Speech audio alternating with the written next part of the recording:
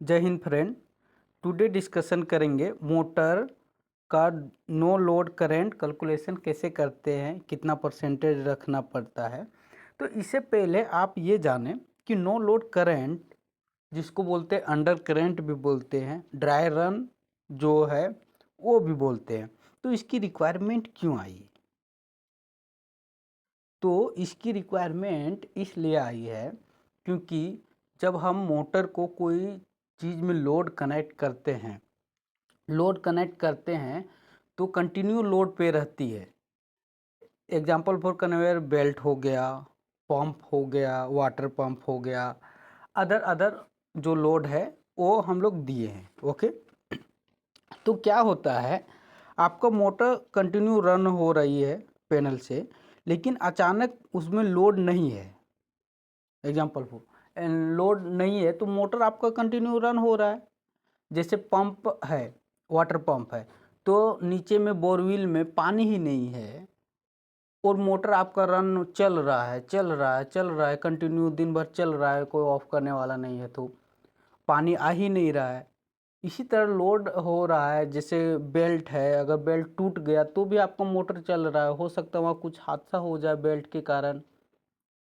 तो इसके लिए नो लोड करंट की रिक्वायरमेंट हुई, इसलिए कि जब मोटर में लोड ही नहीं है तो मोटर फालतू में क्यों चले, बिजली के भी कंज्यूम करेगी तो पावर भी लगेगा इसमें। इसी के लिए नो लोड करंट की रिक्वायरमेंट हो। क्यों, जो रिले है पैनल में, इसके बाद रिले लगाया जा रहा है कि रिले लगाते हैं इसीलिए कि जब मोटर नो लोड कंडीशन में है तो मोटर ऑटोमेटिक ऑफ हो जाए। इसीलिए नो लोड करंट की जो है अंडर करंट जो दिया जाता है प्रोटेक्शन के लिए। ओके, और दूसरा कारण ये है कि जब मोटर जल जाती है, बर्न हो जाती है मोटर, तो जब बन के आती है तो उस टाइम चेक करते हैं कि अंडर करंट कितना है, नो लोड करंट कितना है, तो ही जाके हम लोग लोड उसमें कनेक्ट करते हैं कि नो लोड करंट में इतना एम्पियर हो रहा है तो फुल लोड में कितना जाएगा। तो जो नेम प्लेट रहता है उसके अकॉर्डिंग जो एम्पियर होती है उसका 30% फुल लोड करंट का 30% नो लोड करंट होता है कि उतना पे जा रहा है क्या, उससे थोड़ा 10% इरर चलता है, 5% चलता है, लेकिन कितना इरर हो रहा है उसको चेक करते हैं। तो सबसे पहले फुल लोड करंट के बारे में बात करते हैं, कैसे निकालते हैं। आइए नेम प्लेट आपको दिखाता हूँ मैं।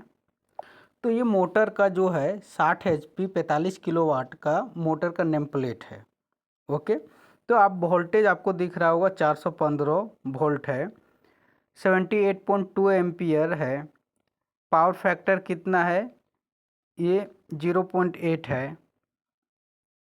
इफिशियंसी 94.2 है। हर्ज 50 हर्ज है। क्लास जो है ड्यूटी क्लास का S1 है। RPM 1480 है। ओके, IP55 ये फ्लेम प्रूफ मोटर है। Okay, 2B T4। ओके, तो ये नेम प्लेट है मोटर का। तो कैलकुलेशन कैसे करते हैं, तो आपको अभी कैलकुलेशन करके मैं दिखाता हूँ। तो सबसे पहले कितना वोल्टेज है, 415 वोल्ट इंटू √3। √3 क्या है, जो 3 फेज में डिवाइड हुआ है उसको √3 का मान कितना 1.732।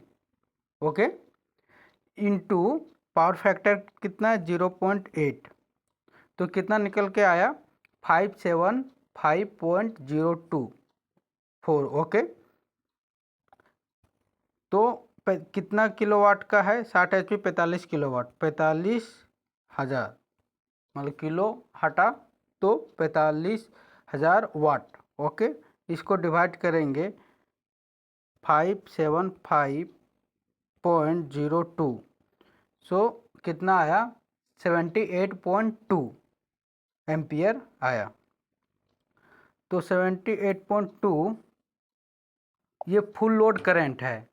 तो जो है नो लोड करंट कितना 30% होती है, तो 30 तो इंटू 30 डिवाइड 100 कितना आया 23.4 एम्पियर आया, 4-6 एम्पियर आया। ओके, तो ये नो लोड करंट है। नो लोड करंट और अंडर करंट जो सेटिंग करते हैं वो कितना करते, जो नो लोड करंट वो 30 to 40% वो रखते हैं। ओके, तो आपका मोटर में एक्चुअल में जो चलाएंगे रन करेंगे तो आपका देखना पड़ेगा कितना 30% पे, ये 23.4 है वो 24 भी जा सकता है, इससे कम भी हो सकता है। इसी के लिए हम लोग ये 35% रखते हैं। ओके, फुल लोड का 35% 27.3 एम्पियर होगा।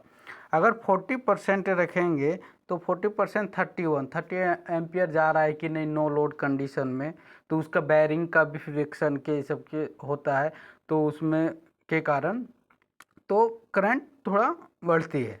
इसके लिए 35 ही रखते हैं। ओके, या 40 रखते हैं, या 35 जो है आप रख सकते हैं। मोटर को नो लोड रन करेंगे तो आपको पता चल जाएगा। ओके, फिजिकल में। तो आई होप आपको समझ में आया होगा कैसे करते हैं।